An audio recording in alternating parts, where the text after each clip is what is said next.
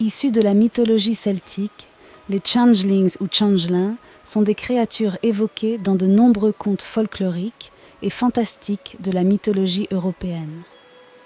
Ils sont considérés comme des créatures placées dans des maisons de mortels par des fées ou des démons qui procèdent à l'enlèvement de l'enfant d'origine de la maison. Avant de commencer, je t'invite à t'abonner et à me mettre un pouce bleu. Maintenant que c'est fait, commençons. Savais-tu que si tu étais né et avais grandi en Irlande, tu aurais pu être enlevé par des fées? Eh oui, dans la légende irlandaise, la plus grande crainte des parents était que leur enfant soit enlevé et remplacé par un semblable appelé changelin.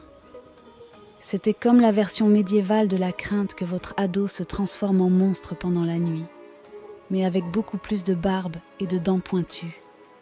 Il y avait plusieurs façons de savoir si cela se produisait. Tu vois, au début, ces petits farceurs ressemblaient à s'y méprendre à vos enfants adorables. Mais avec le temps, c'était comme s'ils avaient commandé une liste de caractéristiques spéciales. Excusez-moi, je prends la longue dent pointue et quelques orteils supplémentaires, s'il vous plaît. Certains avaient même la barbe à un âge où les autres enfants ne pensaient qu'à jouer au Lego. Imaginez ça. Maman, pourquoi j'ai un orteil de plus que les autres? Eh bien, chérie, tu sais, parfois les fées font des erreurs de commande. Mais ce n'était pas seulement une question d'apparence. Ces petits farfadets avaient aussi des habitudes étranges. Un appétit vorace, un savoir un peu trop avancé pour leur âge, et des tours diaboliquement malins. Certains disaient même qu'ils avaient des réunions secrètes avec les diablotins pour perfectionner leurs plans sournois. Et pour ajouter une autre couche à cette histoire déjà loufoque, on pensait que les changelings étaient en quelque sorte des vestiges d'histoires plus sérieuses. Certains prétendaient que, dans les temps anciens, les habitants qui se cachaient des envahisseurs échangeaient leurs propres marmots malades contre les enfants en bonne santé des envahisseurs. Si tu es arrivé à ce moment de la vidéo, abonne-toi pour me soutenir et écris en commentaire. Enfants échangés. Mais qu'est-il arrivé aux enfants enlevés? Selon les légendes, le destin des changelings varie considérablement. Dans certaines histoires, ces enfants étaient livrés au diable en personne, forcés de devenir les serviteurs des fées, voire même mangés par ces créatures. Cependant, d'autres récits suggèrent que les fées élevaient parfois les changelings avec amour. Une croyance courante veut que les fées échangent leurs propres enfants, les changelings, avec des enfants humains, soit parce qu'il était considéré comme plus respectable d'être élevé par des humains, soit parce qu'elles convoitaient la beauté des enfants humains, en particulier la blondeur des cheveux de certains bébés. Certains mythes affirment même que le lait humain est nécessaire à la survie des enfants de fées. Dans ces cas, soit le nouveau-né humain était échangé avec un bébé fée pour être allaité par la mère humaine, soit la mère humaine était ramenée dans le monde des fées pour allaiter les bébés fées.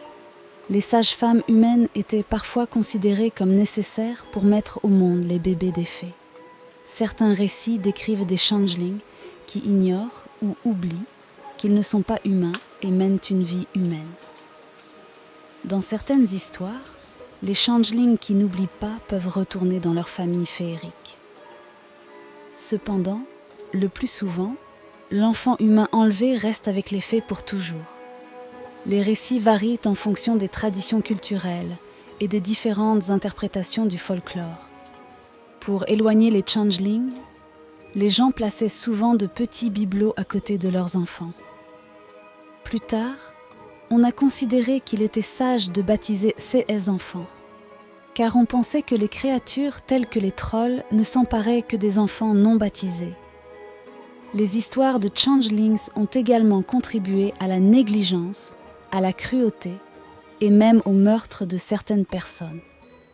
Dans des histoires plus sombres, les parents pouvaient être dépeints comme abandonnant l'enfant changé dans la nature, espérant qu'il serait repris par les fées et que leur enfant d'origine leur serait rendu. Selon les folkloristes, lorsqu'un parent se rendait compte que son enfant avait été échangé, il tuait l'imposteur, ce qui donnait lieu à des conversations gênantes avec leurs proches lorsqu'ils soupçonnaient une erreur.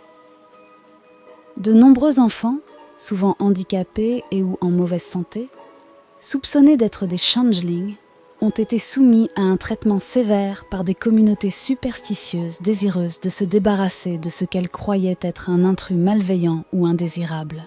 Ces pratiques sont basées sur des croyances folkloriques et n'ont aucune validité scientifique. De nos jours, la meilleure façon de protéger un enfant consiste à prendre des mesures de sécurité modernes et à fournir un environnement sûr et aimant. N'oublie pas de t'abonner et de me laisser un pouce bleu si tu as aimé l'histoire.